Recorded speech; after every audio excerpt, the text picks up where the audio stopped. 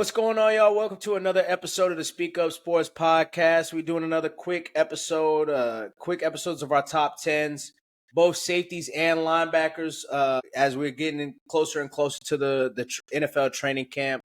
Obviously, we also have the Olympics starting up this weekend. What's going on, fellas? What's up, man? What's going on? It's kind of crazy, bro. I'm just seeing all the videos of people coming back to training camp. It makes me feel hype, but it makes me it's a little bit sad because you used to have remember back in the day, you used to have those grand entrances to training camps, like helicopters and all these parades and shit coming in, but now it's just casual walk up. But it's still it still gets you hype though. Facts. I'm glad that you said it because as a fan, I'm a Colts fan, as everybody would know that's listeners by this point. One of the people that I grew up watching growing up and that really, really made me a Colts fan was Reggie Wayne. Reggie Wayne in Indianapolis, if you know, he is known as the king of the training camp entrances. And that was for me personally, that was one of the things that got me into training camp, got me into reading about it, watching the NFL Network to try to get whatever clips that you could possibly get. Obviously, I haven't been blessed enough to get an opportunity to go to any training camp just yet, but hopefully my first year will come with the Falcons this year, getting to see them in the Dome, but or Mercedes-Benz Stadium. But yeah, absolutely. Reggie Wayne, the Colts just dropped a social media post of all the things that he did over the years in terms of his grand entrances. So yeah, it's definitely something that's missed. Yeah. And, I don't know. I don't even know how it would be received at this point because before, obviously, it wasn't as social media. It wasn't podcasts like ours or these player podcasts that we're seeing. In my opinion, that's getting a little detrimental. But, that's neither here or there. Who am I? Who are we to say anything about anybody? But, is there anybody or is there anything that got y'all specifically into training camp? Kind of like the story that I just shared as well. Well, for me, it was just being able to go, just a fan experience. When I was a kid, I know, I'll never forget, my mom was a huge, Algie Crumpler fan, right? So we would go and, I remember us, standing in line, because he would be one of the few, actually, at that time that would sit there and sign everybody's autographs. And I had to be 10, 11. So that's the kind of stuff I used to look forward to every year growing up. That got me kind of hyped because you don't of course we weren't going to games. We had money for all that. So that was pretty much the only exposure that you got to these players, So it does suck that the Falcons are only doing the 2 this year, but it is what it is. But that's what really got me hyped about training camps, just being able to go growing up. Now it's all about overreacting to little clips, especially playing a sport that growing up, being around it, playing it. It's all right, now we freaking out a little bit too much about some practice clips, but that's just the nature of media. What about you, Chris? That's facts though. It might be little clips, but the whole time from the draft up until the time of training camp, you just thinking okay, who gonna start this position? You got position battle that you already know is gonna happen. You just ready to see whatever. Like you said, it could be a simple dump off pass. It could be a simple one-on-one drill. You just ready to see whatever. On air. Yep. That nigga Dove now be hey, he threw a dot. Time yep. No defense. Yeah, bro, relax. Yeah, bro. Right. But yeah, I definitely feel that, and it also, it's when you get a time period where it's from most of us fans that don't get blessed Patriots or of recent memory, the Kansas City Chiefs, where your team is not always in the Super Bowl. January is kind of the cutoff for most teams, Yeah. So you don't get to see your team from January, really practice clips, any type of dope player highlight or anything like that. You don't get to really see it until from January until July. So it's definitely, or really even August, because end of July is when people start getting into training camp. Beginning of August is really when everybody's in there. So it's definitely, like you said, it's just an exciting period. Obviously, it's the first time you get to see the rookies, how they look in their new gears, how they're you get to read about how they're practicing against other people and stuff like that. So, Right. I mean, it just gets you excited for the season. And on top of that, in the college world, you start getting the SEC and the different conferences doing their own individual, interviews and stuff like that. I mean, it's getting to that time. It's almost fall About time. to kick up. About to kick up. It is definitely about to kick up. But with that being said, let's go ahead and get into it. Top 10 linebackers. This is kind of tough. It's really tough for me. Last week I mentioned a little bit about how my boy Shaq Leonard, he's had a rough couple years, and normally I'm looking forward to all of these rankings, and he's one of the players that I typically have seen from my personal team that's up there comparatively to some of the other ones like receivers, quarterbacks, blah blah blah. So this one was kind of tough for me. It's a lot of good linebackers. We also seen a primetime linebacker get hurt with a major injury in the Super Bowl as well. So I'm interested to hear what you guys' lists are. But let's go ahead and get it kicked off. Chris, what you got? Yeah, man. So for my top here, I have Fred Warner. Of course. Patrick Queen. Patrick Queen, Roquan Smith. I got Matt Milano. I got CJ Mosley. I got Jeremiah Owosu. I got Nick Bolton, Demario Davis, and I'm gonna round it off with Jack Campbell. Ooh, Jack Campbell for the Lions. That's an interesting one, especially given Jack Campbell, yeah. Especially given how last year around this, I mean, maybe not around this time, but a couple months prior to this time last year, drafting a first round linebacker, it was something that was, it was kind of demonized for everybody. I mean, and it's funny how things turned out for the Lions, like them being a team that ended up in the conference championships, almost getting to the Super Bowl. But between him and, Matt Milano, Matt Milano obviously was injured all season. He was a guy that was a rookie. Why did you go with them as opposed to, some other guys? I kind of thought that, the defense would tail off last year with the departure of Tremaine Edmonds. But, I mean, he stepped up, and that defense was pretty tough all year. That was probably the most, I guess, constant thing they had going on for their team last year. And Jack Campbell, I mean, he's young. Like what I saw last year, this is more of a projection. I just think he's just gonna another year in the defense. Being the middle linebacker, that is kind of a difficult job, especially for a rookie to come in and do so. I just think he's gonna take that leap. All right, and I mean, shit, bringing DJ Reader over, they got some that guys defense on the line. That defense gonna be real solid. Yeah, I feel like that's been one of the toughest things about, and now that I'm talking about it, I'm thinking about another linebacker that I didn't even think about in my top 10 that I might have to include now. But with the defenses, especially the defensive lines, I feel like a lot of teams this year have good D lines where it's making it kind of tough because we know the trenches is what starts everything. And now we're getting to, as we're getting into these top 10s and stuff like that, you start thinking about how all the units fit together. And it's like, yeah, a team like the Lions where they've got to, they seemingly have put together a good D line on paper. Can Jack Campbell be the one to, take advantage? And the same thing with the Bills. Obviously, they've had some transitions in terms of older guys leaving. But we'll see how they go as well. But what say you, Cass? What you got for your top 10? All right. It's an interesting one. It's a little bit different from yours, Chris, for sure. So I got Fred Warner. Nice. Of course, Roquan Smith. I got Demario Davis. I've been seeing him, of course, in division rival. He's still, making plays, running around the field. He's still the leader of that defense outside of Cam, and Tyrann too, but. Mainly Cam. So, I mean, I still think he has a lot in the tank still for that defense. Quincy Williams as well. Both of them, actually, Quincy and CJ. I think just as a unit, the Jets got a squad, man, on defense. That was tough. Yeah. I got Nick Bolton from the Chiefs. I think he takes another step.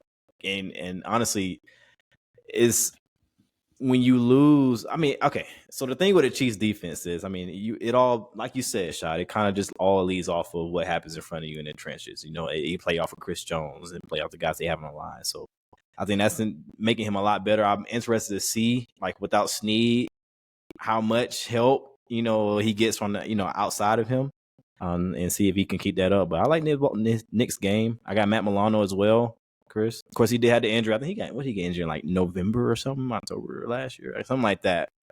He was balling, you know what I mean? And he's the leader of that defense. All pro for sure. He's gonna be, yeah, exactly. I got Frankie Louvu. Of course, he changed teams. He went to the Commanders. But of course, with DQ being, the defensive mind that he is, he gets to play next to, Bobby Wagner too. That would, help his game as well. I got Ernest Jones. This is an interesting one for me because I actually, I'll be honest, throughout the season, I didn't watch too much of it. But when Raheem came over here, I started watching the Rams defense more and more. What Ernest Jones was good at, because a lot of Raheem's, philosophy is I'm going to send 4, but you don't know which 4. It's not necessarily going to be all 4 that's lined up on the line, and he had a lot of pressures last year. I'm sure. Just to clarify, Ernest Jones for the Rams, for some people that don't know, I mean, he's not a household name. Yeah. So just to clarify, but go ahead and continue. Yeah. So I will watch him. He had a lot of pressures last year. And he wasn't getting 8 on in coverage either. So when you got a linebacker that's versatile like that, you definitely want to keep eyes on him. So I think I know Raheem left, but I still think he improves. And then I got Bobby Okereke, because it's your boy shot. But of course, with the Giants now, he's one of the top coverage linebackers you got in the league, in my opinion. So that's my 10. There's a guy that I have on there that I'm kind of surprised that you guys didn't have them on there, given how at least one of you guys high they were on the team, and I'm wondering if you guys will pick up on who once I say my 10. But solid list. I mean, you definitely had some similar guys that I had as well, similar guys to Chris as well. But getting into my list, I think, Fred, it seems like I'm going to throw my boy in there again just because I got to do a shameless plug. With Shaq Leonard, having his injuries and stuff like that, they were both drafted in the same year. I think it's pretty obvious at this point, like Fred is kind of the consensus top linebacker in the league. So, I mean, I think that was a pretty easy one for everybody. Roquan probably being, the number 2. Or number 1 for some people, but Roquan being a guy that can defend the run. Obviously, he came over and kind of changed the fortunes for the Ravens defense as well. With Patrick Queen playing as well, playing better this past year as well. Matt Milano, I think he has another bounce back season coming from his injury. Demario Davis, I mean, a guy that's been synonymous with the top 5 linebackers over the past few seasons, especially since he's been with the Saints. I mean, obviously he was a dog with the Jets as well. Just like Chris, I got Jeremiah Wusu-Koromoa as well. My boy come with the fits. My boy come with the hits. He's a dog. A part of that fast and strong Browns defense. I also went with Nick Bolton. Obviously he probably made the biggest play of the Super Bowl 2 years ago against the Eagles. I'm sorry, Chris, to bring it up, but it was an unfortunate play by Jalen Hurts. But I mean, ultimately, as we saw how the rest of the game played out, that was the biggest difference of the game. And last year he was kind of injured and stuff like that. So I think he has a pretty strong season as well. I also went Bobby Okereke. He had a very strong season. I mean, he was good with the Colts, and the Colts weren't a team that, especially his breakout season, or his true breakout season, was a season that the Colts had a bad season with Matt Ryan. Him getting the opportunity to go to New York and get that media, and even though they had a bad season, I think people really kind of saw how good he was. Yeah. So I think he continues that, especially with a great D-line in front of him. And then for my final 3, kind of gets a little tough here, but C.J. Mosley, been a dog since he was with the Ravens, continues to be a dog, will continue to be a dog, especially with hopefully better quarterback play and no drama, but we'll see. Yeah. And my last 2 were a little tough because, I mean, I think this was probably, I don't know how you guys feel, and I'm interested in your answers after I get done with my 10. But I would honestly say this might be the top 10 out of all the top 10s that we've done. That's been like the least, I guess, consensus in terms of where it could be so many different people outside of like maybe the top 4 or 5. Yeah. But I went with my boy Zaire Franklin. He's for somebody that was playing, he was a lower round pick. I believe he was a 7th round pick that was playing in the shadow of Shaq Leonard, dude that was on a Hall of Fame track. And then, he obviously had his injuries and he took over, and there was you're not missing a beat in terms of the linebacker play. Obviously, there's a little bit of playmaking that was missing there, but in terms of like the tackling, making sound plays, being the leader of the defense, I think Zaire Franklin continues that, especially with hopefully an improved defensive line with the Colts. And then Christian Harris. I am so surprised that you guys didn't say Christian Harris from the Texans, especially with how he ended the season over the last couple weeks. And then in the playoff game against the Browns, he obviously had a pick 6 as well. So Christian Harris, I think, once again, I think you would find with a lot of my defensive rankings, the defensive line, if you look at a lot of my defensive rankings and who I had in my top 10s, all those players probably had a good defensive line. I think this year the Texans have a good defensive line, even though I think they might not make the playoffs, but we'll get into that when we get into our predictions. We'll get into those confirmations there, but Christian Harris rounds out my top 10. Nah, yeah, I mean, I like that. I like the Christian Harris one. I didn't have him on there, and honestly, I would have kind of picked because they did between him and Azeez Al-Shaair. I think the Texans is just going to have a dominant defense. Like, and I it won't say seems like dominant, that's what a but it's lot gonna of be people very are good. thinking. But I mean, we'll see. We'll see how they can keep it up. But I do like that. I do like your whole list, actually. I get the Zaire Franklin pick. Of course, you gotta have your boy. But Louisville was up there for me too, and it was tough because I mean it's like new team. It's so hard to decide with the new teams and the players there how they're gonna fit into the system and stuff like that. And, it was a little tough. So I mean, like I said, linebacker. I feel like every week we come up here and we're like, yeah, it was kind of tough. Like, we started looking at it and we're like, we got this guy. But I feel like linebacker was truly the one that I was like, I don't know. I agree with that. Yeah. There's like for the other positions, there are at least like a good 13 that are going to be your top 10. 13, 14. This one you can go 20. Like if one of y'all say like Foye Oluokun from the Jaguars, I would have been like, all right, was one of the guys. You know what I mean? But he's not on top of I think he was originally in my top 10, but it was like, it's tough because it is tough. And it's also like, with these lists and picking out a top 10, obviously we're projecting to how it will look at the end of the season, but you also have to factor in injuries. Like I said, you have to factor in new teams. And then last week we talked a little bit about being a 3-down linebacker, and a lot of these guys aren't necessarily like 3-down linebackers. So that also makes it tough because it's like, damn, like a guy like Bobby Wagner is still playing well, playing at a high level, but is he also a liability in the pass game? It's like, I don't know about that. Yeah, no, I agree with that. I agree with that. And then how do you rank a guy like Jamal Adams who could possibly be playing linebacker this year? He said he didn't want to play linebacker. He said that, but he gonna play some linebacker. He said he we'll didn't want to play linebacker. We'll see. But how do you project that out? Because he might have said that he doesn't want to play linebacker, and he might start the season out as safety, but then mid-season they're like, all right, bro, like. We gave you your trial. We gave you your trial period. Now let's get to the real nigga. Like you got to come to the linebacker position. So like, how do you even rank that? Because I would think that Jamal Adams would be a decent linebacker. You know what I'm saying? So it's tough. That's true. It's tough. That's true. But moving on to the next go round of our top 10. Moving from the linebackers, sticking with the backs. The back 7. Let's go with the safeties this time. We already did the corners. We already did the D-line. Safeties, we talked about it, a little bit about Jamal Adams. Obviously, he was a guy that's kind of a tweener. So I'm interested to hear y'all safeties because we do have some guys that are tweeners. We do have some guys that are more slot guys. We do have some guys that are free safeties. We do have some guys that are, pure strong safeties. So I'm interested to hear the top 10. Let's hear it. What's up, Chris? Top 10.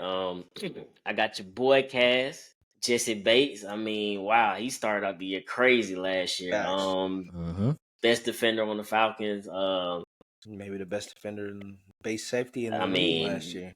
yeah, he was dominant last year. So I like what I saw from Came him. in 74th on the top 100 though. But all right. I got Kyle Hamilton. I mean, I talked about him at Nuance after because I didn't really just pay attention to him coming in, but like he can play all over the field. Another tweener, like you said. I mean, he be in the box. He can go play in the back and do what it do. Then I have Derwin James, Minka Fitzpatrick. I got Antoine Winfield Jr. also. Coming in, solid player. Last year he was one of the best, basically their best player on their defense. He's young, so I like what I see from him. Also, shout out Xavier McKinney. He got a new contract with the Green Bay Packers. He was one of the better players on the Giant defense. I know we talked about Bobby Okereke, but he got a good contract. It was well deserved. So yeah. Then I also got my boy Talanoa Hufanga, man.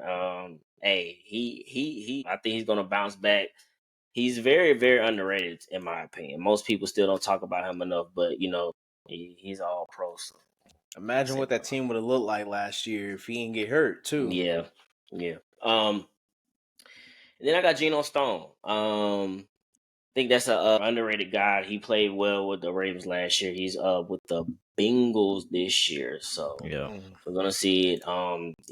Just like I was speaking about earlier about Jesse Bates, Bengals definitely missed that, so maybe they can capture some of that magic with Geno Stone. But I think he's gonna have a good year. And then rounding off my top 10, I got Javon Holland. He's young with the Miami Dolphins, and I think he had a good year last year, and I think he just gonna continue that. All right. I agree. And I think, Javon Holland might be my favorite safety in the league just in general because he's so young. Like, I mean, he's good at everything. Like, in the box, he can tackle, he can cover. Obviously, I think one of the biggest highlights of the past year was his 100-yard plus interception. What was that on Black Friday? Wasn't it against the Jets? It was the first Black Friday game ever. I think he had the 100-yard pick six. So, I mean, the sky's the limit for him, especially if they can get some of their guys back with Bradley Chubb, who you mentioned the NFL Top 100. And I saw that his name was entered, and I had a little like, no disrespect to Bradley Chubb, but Brad got hurt mid-season. Like we saying, I'm gonna just leave it at that. But I mean, hey, NC State guy, so always root for him. So, what say you, Cass? All right. It's a little similar to yours, Chris. Of course, Jesse Bates got to be on it. I think he's just turning more and more into a leader. You forget kind of that he's only he just turned 27. He just plays like he's 28, 29-year-old veteran in the league. But he's a dog, man. Antoine Winfield Jr., of course, solid. He could do everything at safety. You ain't never got to worry about him. Kind of the same thing with Kyle Hamilton, who's also on my list. It'll be interesting to kind of see how he's used a little differently now with Mike gone, but we'll see. Especially with Geno gone too, actually. So let's see. Minka Fitzpatrick is on my list as well. Of course, he did have, it was a solid season. Of course, he got hurt too. So hoping for a healthy season out of him. Javon Holland is also on my list. And I got Marcus Williams as well. I think he's one of those safeties where you don't have to of course, we saw him last year that he allowed Geno to kind of get all those picks. He allowed Kyle Hamilton to kind of roam around because you never have to worry about the backside with him. Marcus Williams is a dog back there. Xavier McKinney. I think he's about to do great things with the Packers. Buda Baker's on my list. That's what I thought you would. I thought he would be on your list, Chris. To be honest with you, he was, but I took him. I took him off. He was on my list. Buda's solid, versatile safety, plug and play. You can never really go wrong with him. Hopefully, the defense as a whole takes another step where he's able to get that kind of shine. But he's kind of been suffering, just like how Derwin James kind of suffered, just a bad overall defense, bad overall. It just didn't look good. So I got Grant Delpit, of course, with Cleveland. He's one of their best players on defense. And then I'm gonna round it off. I was struggling between Justin Simmons and Jordan Poyer. I'm gonna go with Jordan Poyer because I think in Miami he definitely helps Holland. I think it's a huge addition that they made. But Justin Simmons, of course, we still got to figure out where he's going to go. So it's tough for me to add him to the list. So he'll be my first out. Any predictions on where he goes at this point? I mean, I have a prediction, but I mean, it's probably not for airwaves. So my team will be Jordan Poyer. I think he has a big year in Miami, and they need him too, honestly. So, okay. I mean, it was it's definitely. I talked about we just talked about it. Linebackers was tougher than anything. So I mean, safeties was tough as well. But I mean, there's so many good safeties, and it's like, are these safeties? We talked a little bit about it before we got on. But are these safeties slot guys? Are they box guys? Are they free safeties? Are they pure strong safeties? So I mean, we got a lot of safeties that got a lot of different, different requirements, and it's a lot of versatility. A lot of versatility. You mentioned a guy like Buda Baker who doesn't do the same things as a guy like Justin Simmons, or and it just makes it a little difficult. But we push on, and I mean, we see the playmakers where they are, but. Getting into my top 10. So my top 10 is a little similar to you guys, and I had some honorable mentions that were similar to some guys that you guys had on the list, which were my honorable mentions to start before I get into my top 10 was Hufanga. He was one of them. Buda Baker was one of them. Hufanga obviously coming off an injury. I didn't feel it was, I didn't 100% know how he was going to come back, and in both seasons he hasn't necessarily finished off, fully healthy. Buda Baker, coming from another season where, he's getting his quarterback back, and there's going to be some changes there. Obviously, they're having a second season with their head coach and stuff like that. So I didn't know if he was going to get in there. Cam Curl and Xavier McKinney, two guys that are switching over teams and kind of made a name for themselves. So, but getting into my top 10. I'm going to go ahead and start off with, Jesse Bates and Antoine Winfield. I think those were the two best safeties in the league last year. And I feel like that's kind of the consensus in terms of how things were. Minkah Fitzpatrick, I think that he continues to be strong for the Steelers. Ever since they made what a bad trade for the Dolphins. Like, what a bad trade. Obviously they ended up with Javon Holland, who is also on my list, but trading a guy like Minkah Fitzpatrick and then having a wasted draft. It's not a wasted draft pick, but having a wasted draft pick on a guy like Javon Holland when you had somebody in the position already. Yeah, it's a little crazy. But Minkah Fitzpatrick. I'm going to go ahead and go with Derwin James as well. Probably the most versatile safety in the league. I think that with Jim Harbaugh, he gets back to kind of match and play to the name. And then I mentioned Javon Holland. He's somebody that I have on my list as well. Kyle Hamilton arguably could have been the defensive player of the year last year. Was fantastic throughout the entirety of the year.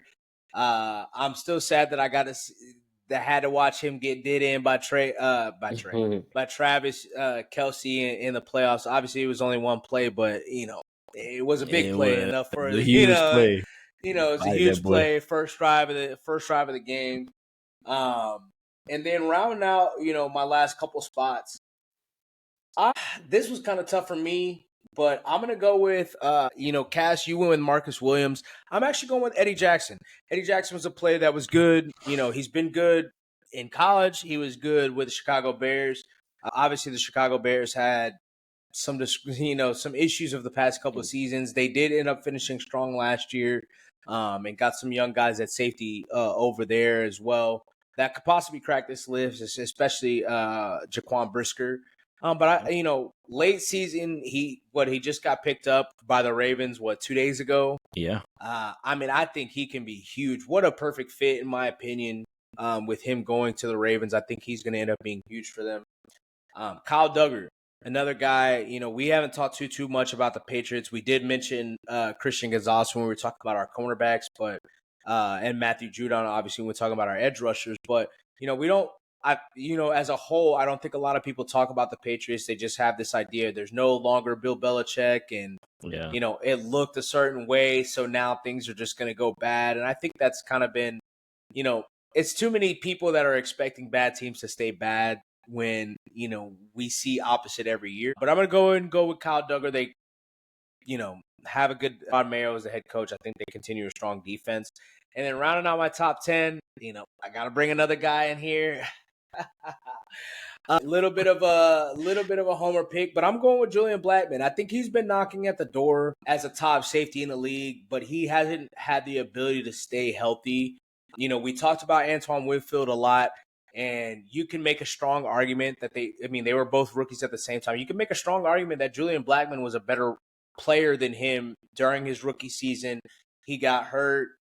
And then, Antoine Winfield has kind of got the notoriety from the Super Bowl and XYZ. But, Julian Blackmon, he's coming off a season where I think he had 4 or 5 picks this past season. Didn't finish the season. Once again, he wasn't healthy to finish the season. But I've talked about it a lot. I think the Colts end up having another top 5 or have a top 5 defensive line. And I think that he's one of the beneficiaries. So I think he has a strong season. It's a contract season for him. He just signed a 1 year.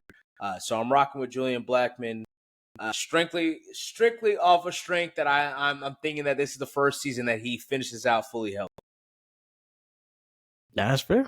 I respect it. Yeah. Can't be mad at it. It was tough. And it helps for Julian especially. It helps that he's been somebody that's been productive in the games that he's played, especially in terms of like turnovers and stuff like that. Like he's always been a guy that gets turnovers. He ended a game with Joe Burrow, or against the Bengals, but it seems like when we talk about these teams, we talk about the quarterback specifically. But so I'm riding with my guy. Take away from this position group is that we kind of seen it going. We talked about it a little bit going into free agency, but like there's a lot of turnover, so it's a lot of unknowns about how these guys are going to be on new teams. A lot of these guys are going to be on new teams. So before I want to ask y'all, when y'all are looking at and we could talk about just defensive players in general, but more so in the secondary with safeties, corners. Are you guys looking for guys that turn the ball over? Or are you looking at guys that you're like, for example, you have like when we were growing up, we had Darrelle Revis and Richard Sherman. Richard Sherman's probably not a guy that's going to limit your receiver to 20, 30 yards, whereas Revis is. But Richard Sherman's a guy that might get the receiver might get 60, 70 yards, but Richard Sherman's coming off with a pick as well. What do you guys look for? Focusing more on the secondary, what are you guys thinking like is more beneficial? Because we've heard Chris, I know you're a fan of him, but we've heard him talk about it. Asante Samuel was a guy that comes out and he's like, look, Darrelle Revis isn't the guy that y'all think he is. Like, I don't care that he's a lockdown corner. Like, as Asante Samuel, I'm a guy that's getting you 6, 7, even 10 back. picks. I'm giving you the ball back. So when we're talking about secondary guys like that, how do you guys view that? What is something that you guys value as a fan, as somebody that's watching the game? I think that's a fantastic question. I think it kind of evolved as you kind of get into the weeds of it, like what we do, kind of, and watch all the games or like most of the games year after year. Because I would say a few years ago, of course, seeing a corner get a bunch of picks is cool. But that's honestly not what I look for now. Not from the cornerback position. Like we talked about all year, Chris, your favorite cornerback, ended up leading the league. But the thing about that too is you turn around and you score with it, so that helps a lot too, and that kind of But anyway, what I look for is it. I mean, of course, it all depends on defensive scheme, but I like just limiting. Points, like however that come. Any kind of defender any kind of safety or corner that's part of a defense that is one of the least scoring defense in the league. That's kind of what I look for. For instance, like Jesse Bates was solid last year. I mean, he had 6 picks, of course, but he also was on a team that when it got down to it, like in the red zone or stuff like that, like the defense was solid, even against the run. Like they didn't allow too many scores. So that's kind of what I look for. Not necessarily, flashy picks, because you didn't see all that from even like Antoine Winfield. You saw flashes, but I like just being solid, not having to worry about, somebody beating him deep from the safe position. If that kind of makes sense. That's kind of all over the place. But yeah, that's kind of makes sense. What say you, Chris? I like a play over, but when I say that, I would say more in a way. Like I love how Sante Samuel, but at the same time, he will give up a touchdown.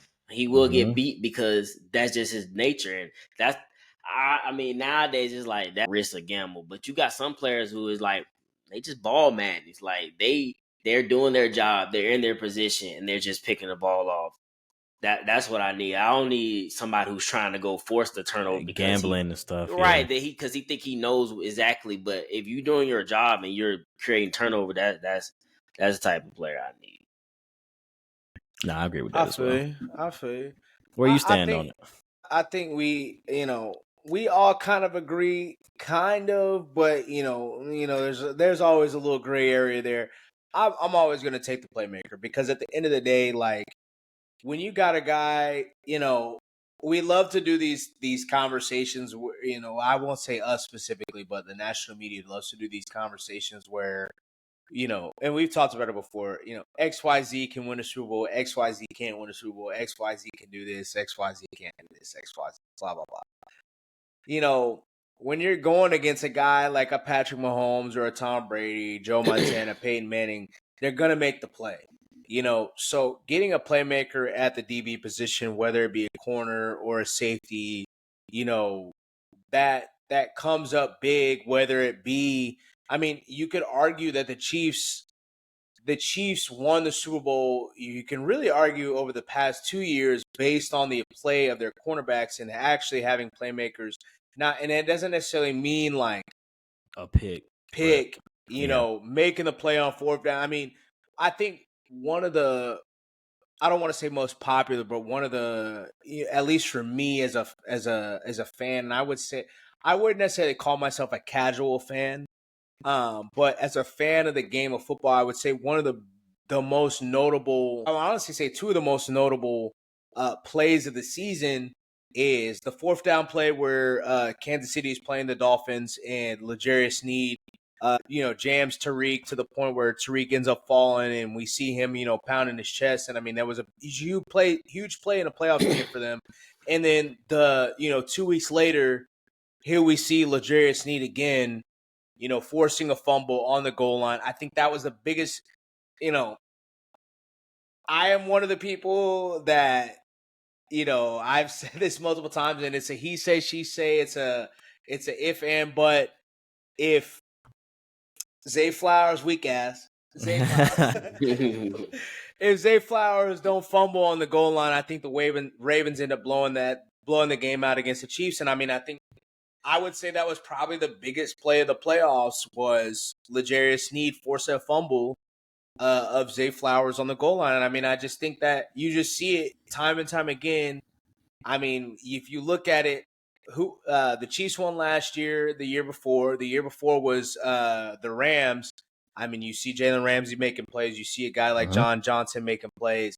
So I mean, it good DB play, defensive playmakers, I think are just always needed. So I'm always going to fall on the side of that. Like, no disrespect to a guy like Darrelle Revis, where he feels like, and most people feel like he's a guy that's shutting down a whole side.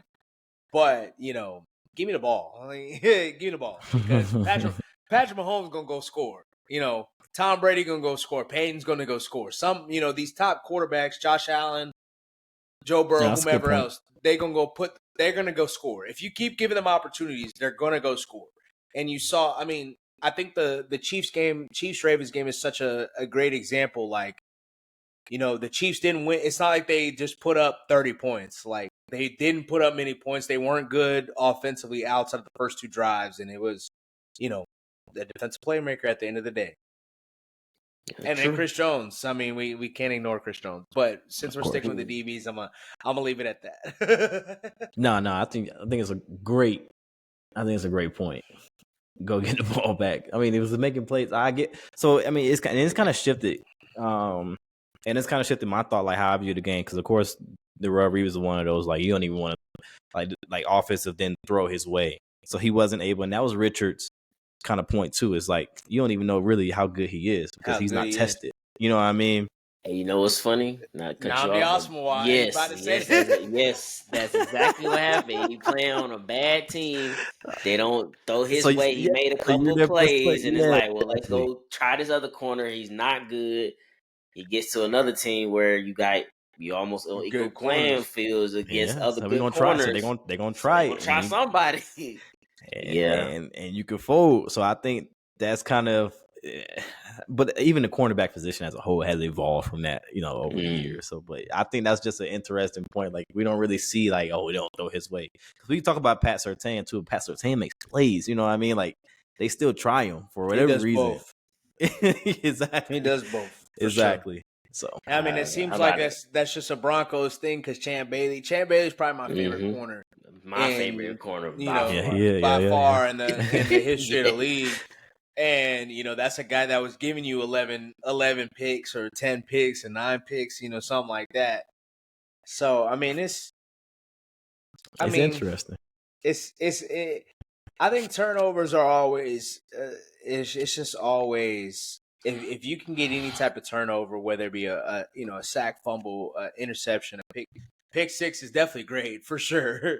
But it changes everything. It changes the momentum. It changes like how you feel I feel like it truly changes from an offensive standpoint. It's like, okay, we don't have to be perfect, like, what I'm saying. So it's a very interesting conversation. But with that being said, if you had to choose between Darrelle Revis and Richard Sherman, who y'all going with? I'm just strictly going with them just because they're part of the generation, our generation. So yes. Oh, that's a tough one. See, the thing about I would go with Richard Sherman's game, but I never liked how he talked. I just think that's just, I don't know. I'm not saying that people play him harder because of that, but they did. You know what I mean? Like, it really did affect.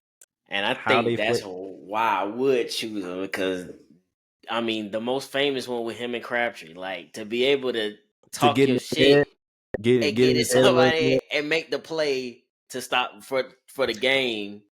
But Rich got did up. Rich got did up. I do get what you're saying, Cass, because the nigga Richard Sherman got did up one time against with Sammy Watkins in that Super Bowl where the 49ers played the Kansas City Chiefs, and that was like a story. But it sets your whole team, like the other team. You know what I mean? It sets them up, and it's like they get big head, and it's just like, oh fuck. You know what I mean? It can kind of snowball from there. Because I remember when we played them, and I think it was divisional round, and they were going like him and Roddy. We're going at it. And Roddy got his ass. Roddy got his ass real.